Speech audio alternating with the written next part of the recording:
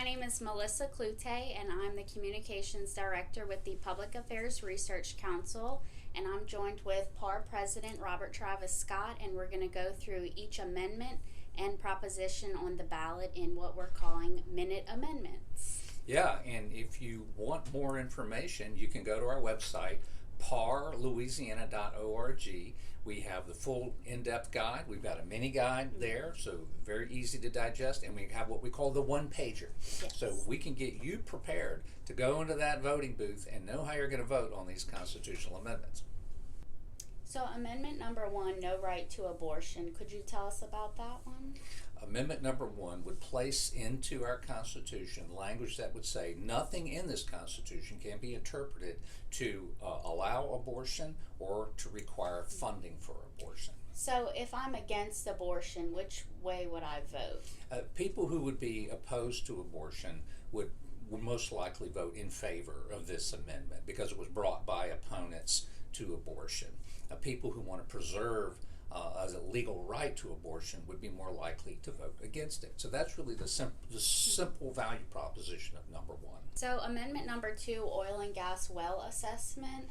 Could you tell us about that one? Yeah, well, basically what this would mean is that they would create a new formula that the assessors and the oil industry have agreed on to come together and to, when they assess the property value of an oil and gas well,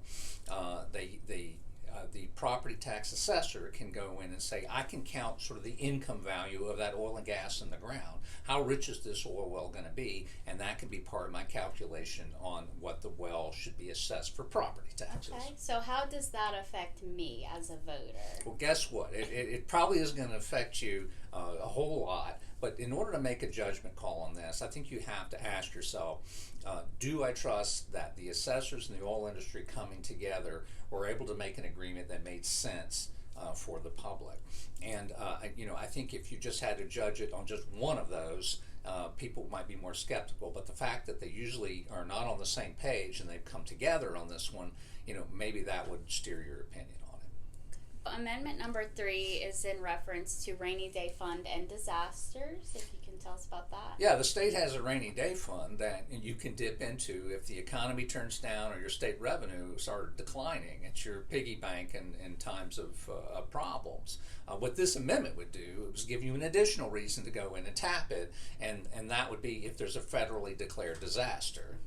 But in Louisiana, there's a disaster almost every week. Well, I mean, it seems that way, and in fact, that's one of the criticisms of it. We've had a dozen federally declared disasters in the last 4 years, so it would give you a reason to go in and get it. If the economy goes down as a result of a disaster, we already can tap it. So this gives you an additional reason. When people think, well, we'll have some advance money, maybe we'll get reimbursed by the federal government if we have a disaster, and this thing would bail us out. So that's what you're making your judgment on. Okay.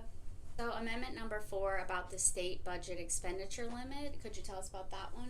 Yeah, basically we have a state budget expenditure limit in Louisiana, and this would create a new formula for that.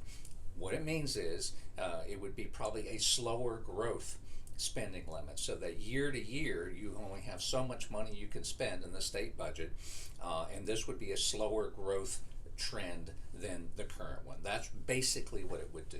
So how could I use my values as a voter to make the decision? Well, that's a good question. I mean, I think what you do is if you're very conservative and you don't want to see much growth in the state budget and you want to see it hammered down, you'd probably vote in favor of this. If you were someone who were concerned either that, there are times when we may need to spend more, or you may think that the way the state budget is constructed in Louisiana, this would put too many restrictions on it, because when you put a cap on spending, you're really only putting a cap on certain kinds of spending, the way we have so many trust funds and mandatory spending requirements. So those are the kind of values you'd probably look at. Amendment number 5 about payments instead of property taxes. How is this one? Well, what this amendment would do is it would allow local governments and manufacturing companies to come together and to make an agreement on payments instead of property taxes. It allows some flexibility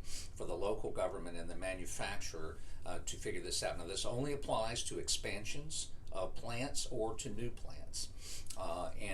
this type of arrangement already exists in Louisiana, but this would create a whole new structure for what we call payments in lieu of taxes. Companies like it because they have a predictable sort of property tax base to the future, and local governments like it because they can bond this out, and they might think it's probably maybe not as generous as the industrial tax exemption program. So how does this affect the normal citizen?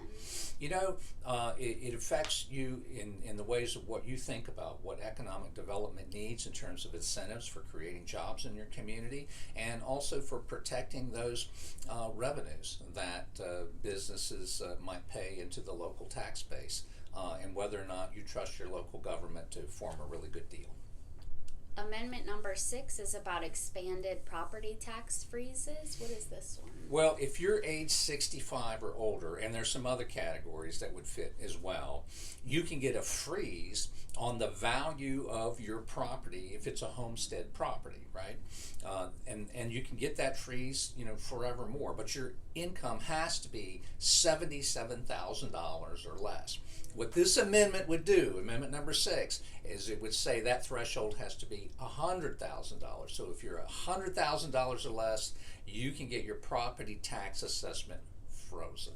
This just seems very detailed. Why is it in our Constitution, or proposed to be? Boy, that stumps me too. I mean, it's because our Constitution has too much minutia in it like this, and it's because legislators want to keep coming back and making these types of changes. And that should be part of what you think about when you're voting on these constitutional amendments. Does this belong in the Constitution? Does this type of thing belong as a foundational document issue? And that should guide some of your decisions too. Amendment 7 is new fund for unclaimed property protection. Yeah, what this amendment would do, it would create a new trust fund, and all the unclaimed property that goes to the state, and this would be like bank accounts where they couldn't find the owner, or stock certificates, and utility deposits where they just can't find the owner of the money. It's usually cash. It's not like real estate. And the treasurer's job is to go out and find these people. And this treasurer has been finding a lot of those people, more than anybody before him. And so he has said, look, I want to make sure this money is protected, because if the people don't get it, there's this excess money the state has, and they spend it on the state general fund. And he says, look, let's put it into a trust fund. I'll invest it, and any earnings from that we'll put into the state general fund. That's his plan, to protect this unclaimed property a lot more. But you should check. You could go to the treasurer's website and see if it's affecting you. There's also a statewide proposition on the ballot about sports betting. Yes, everyone's going to vote on whether or not they want to allow sports betting, but it only affects your parish.